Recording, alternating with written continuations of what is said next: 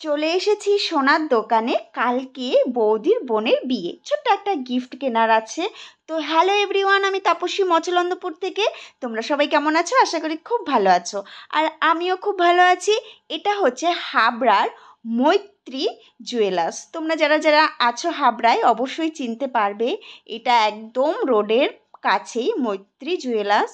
তোমরা যারা কিনতে চাও অবশ্যই চলে আসতে পারবে, একদম রোডের কাছে। যাই হোক, আমি গিফটটা কিন্তু কিনে নিয়েছি, আর কিনে খুব তাড়াতাড়ি ট্রেনে উঠে গেছি, কারণ ডিউটি করে ফিরে বাড়িতে গিয়ে জাস্ট স্নান করে খেয়ে আবার বেরিয়েছিলাম। তো শরীর আর চলছিল না, দেখলাম 7টায় একটা ট্রেন আছে, তো উঠে গেছি। এই দেখো আমাকে, শরীরটা একদম পুরো উইক হয়ে গেছে। তো যাই হোক, তো ফাইনালি আমি বাড়ি চলে এসেছি।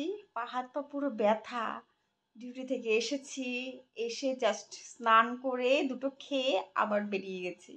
যেহেতু হাতে আমার টাকা ছিল না, না হলে ওখান থেকেই হাবড়ায় নেমে আমি গিফটটা কিনতে পারতাম। তো এসে আবার গেছি। তো এখন সত্যি আর শরীর যেন চলছে না, তো কিছু করার নেই। এখন আবার আমাকে রান্না করতে হবে। তো একটু বসে একটু রেস্ট নিয়ে তারপরে যাব আবার রান্না করতে। তো বন্ধুরা, আমি কি গিফটটা কিনেছি অবশ্যই তোমাদেরকে দেখাবো, দেখাবো না এমনটা নয়, অবশ্যই আমি তোমাদেরকে গিফটটা দেখাবো।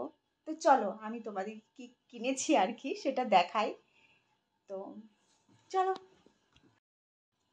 এখনো গলা থেকে আমি ব্যাগটা খোলা হয়নি। তো যাই হোক, ব্যাগ থেকে মানে গলা থেকে ব্যাগটা খুলে নিই। তো এই যে তার ব্যাগ, এটা হচ্ছে গিফট। আমি খুব গরিব মানুষ, মনটা অনেক বড়, কিন্তু এটা কম না। তো মেকআপ করতে হবে। তো যাই হোক, ছোট জিনিস কিনেছি যা পেরেছি। এই যে এইটা, বুঝতেই পারছো কি আছে। টানটানা,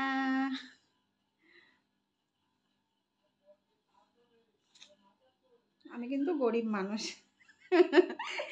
তো এই যে গিফট, কেমন হয়েছে তোমরাও কিন্তু অবশ্যই কমেন্ট করে জানাবে, ঠিক আছে? তো এই হলো গিফট। এটা হচ্ছে একটা আংটি আছে, পলার উপরে আংটি, যেগুলো এখন নতুন বেরিয়েছে, সবার হাতে হাতে আছে। তো সেটাই আমি কিনেছি। এটা হচ্ছে পলা আংটি। তো আমার ভিডিওটা কেমন লাগলো তোমরা অবশ্যই কমেন্ট করে জানাবে। তো আজকের মতো, ও আর একটা জিনিস আছে যেটা আমি আমার ছেলের জন্য কিনেছি, সেটা মিস্টেক করি কি করে। তো 1 মিনিট।